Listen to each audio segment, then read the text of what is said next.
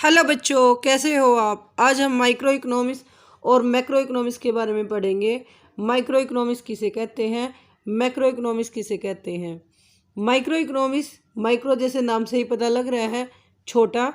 Micro शब्द Greek भाषा के शब्द माइक्रोस से बना है, जिसका अर्थ होता है छोटा यानी कि लघु। शास्त्र है जो आर्थिक क्रियाओं का अध्ययन तो करता है, वो छोटे लेवल पर करता है। ये केवल एक आर्थिक इकाई की स्टडी करता है, जैसे एक ग्रस्त की नमक के लिए मांग, या कुछ आर्थिक इकाइयों के छोटे समूह के लिए, जैसे बाजार की मांग, एक फर्म का उत्पादन, एक उद्योग का उत्पादन। इन सब के बारे में बात करता है। व्यष्टि अर्थशास्त्र बहुत ही इम्पोर्टेंट है, क्योंकि माइक्रो इकोनॉमिक्स ही मैक्रो इकोनॉमिक्स का बेस है। माइक्रो इकोनॉमिक्स को जब हम जोड़ते हैं तभी मैक्रो इकोनॉमिक्स बनती है। तो स्टार्टिंग में किसी भी उद्योग की बात करते हैं, उपभोक्ता की बात करते हैं, उत्पादक की बात करते हैं, तो वो सारे के सारे व्यष्टि अर्थशास्त्र के। मैक्रो इकोनॉमिक्स समष्टि अर्थशास्त्र। दूसरी तरफ ग्रीक भाषा का शब्द मैक्रोस से बना है, जिसका अर्थ होता है बड़ा। इसमें आर्थिक क्रियाओं का अध्ययन अर्थव्यवस्था के स्तर पर किया जाता है, यानी कि पूरी अर्थव्यवस्था की प्रॉब्लम को इसमें डिस्कस किया जाता है।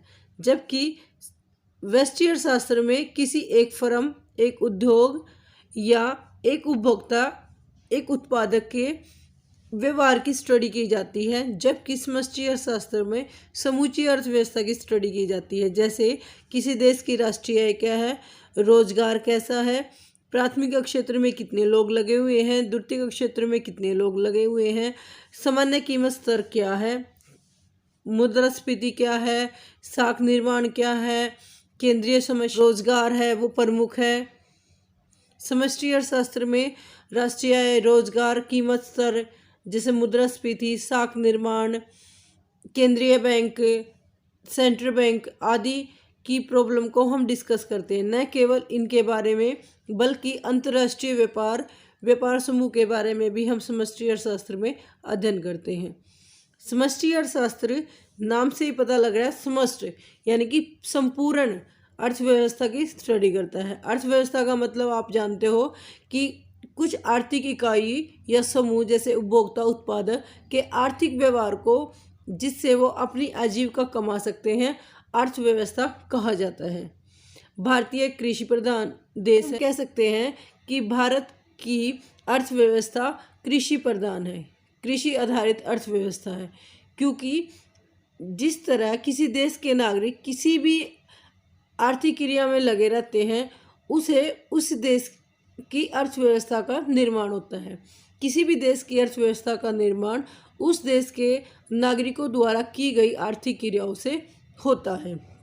व्यष्टि अर्थशास्त्र को कीमत निर्धारण सिद्धांत भी बोलते हैं, प्राइस सिद्धांत, प्राइस थ्योरी। जबकि समष्टि अर्थशास्त्र को रोजगार या आय का सिद्धांत बोलते हैं। ऐसा क्यों?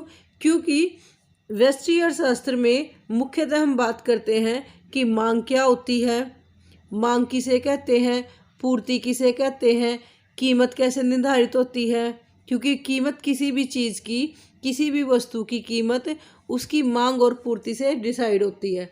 अगर डिमांड ज़्यादा है और सप्लाई कम है तो उस वस्तु की कीमत ज़्यादा होगी। अगर सप्लाई ज़्यादा है और डिमांड कम है तो उसकी कीमत कम होगी। किसी भी वस्तु की डिमांड और सप्लाई के द्वारा उसकी कीमत निर्धारित होती है।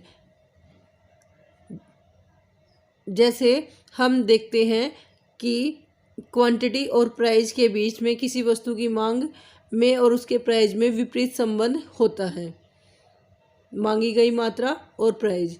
जहां सप्लाई और डिमांड एक दूसरे के बराबर होती है, वही कीमत निर्धारित होती है। और व्यष्टि अर्थशास्त्र में डिमांड सिद्धांत, डिमांड के बारे में भी और सप्लाई के बारे में भी स्टडी की जाती है, इसलिए इसको हम कीमत सिद्धांत कहते हैं। समष्टि अर्थशास्त्र में मैक्रो इकोनॉमिक्स, जिसमें समूची अर्थव्यवस्था की स्टडी करते हैं, को आय या रोजगार का सिद्धांत भी कहते हैं। क्यों कहते हैं? क्योंकि किसी भी अर्थव्यवस्था के लिए सबसे मुख्य समस्या होती है कि वो अपनी राष्ट्रीय आय, प्रति व्यक्ति आय को कैसे बढ़ाए और लोगों का रोजगार कैसे बढ़ाए। इन्हीं समस्याओं से जूझने की वजह से समष्टि अर्थशास्त्र को आय या रोजगार का सिद्धांत भी कहते हैं। समष्टि अर्थशास्त्र में हम बात करते हैं कि राष्ट्रीय आय क्या है, प्रति व्यक्ति आय क्या है, किसी देश का रोजगार कैसे बढ़ाया जा सकता है। रोजगार भी किसी लेबर की डिमांड और सप्लाई से डिटरमिनेट होता है कि किसी भी लेबर की डिमांड कितनी है और सप्लाई कितनी है। डिमांड और सप्लाई के इंटरसेक्शन से ही रोजगार उत्पन्न होता है। अगर हम वेज से रिलेट करें लेबर को, तो लेबर की सप्लाई उतनी ही ज़्यादा होगी जितनी ज़्यादा वेज होएगी। सप्लाई हमेशा इंक्रीज होएगी जब वेज इंक्रीज होएगी। इसके अपोजिट किसी भी वर्कर की डिमांड कम होगी अगर उसकी वेज ज़्यादा होगी, क्योंकि अगर वेज ज़्यादा है, मजदूरी ज़्यादा है, तो उत्पादक जो कि श्रम की मांग करता है उसकी उत्पादन लागत अधिक आएगी, इसलिए वो श्रम की मांग कम करता है।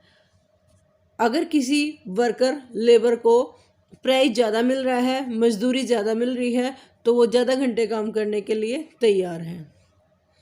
इसलिए समष्टि अर्थशास्त्र में रोजगार एक मूल समस्या है और इसीलिए समष्टि अर्थशास्त्र को आय और रोजगार का सिद्धांत कहा जाता है। आपके क्वेश्चन पेपर में कई बार आता है कि कीमत सिद्धांत किसे कहते हैं, समष्टि अर्थशास्त्र या व्यष्टि अर्थशास्त्र। तो व्यष्टि अर्थशास्त्र कीमत सिद्धांत कहलाता है, जबकि समष्टि अर्थशास्त्र आय व रोजगार सिद्धांत कहलाता है।